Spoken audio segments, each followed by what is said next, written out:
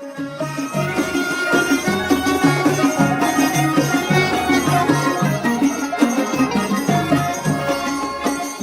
আমি কই যাবো, শক্তি বস্ত হইল না।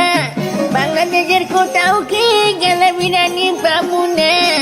আসিনারি কত বুঝাইছি, বাড়াবাড়ি করো না। জনগণের চেষ্টা গেলে দেশে জায়গা পাবা না।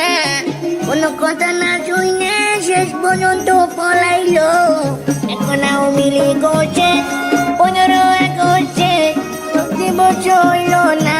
বিরিয়ানি আমরা কই পাবো।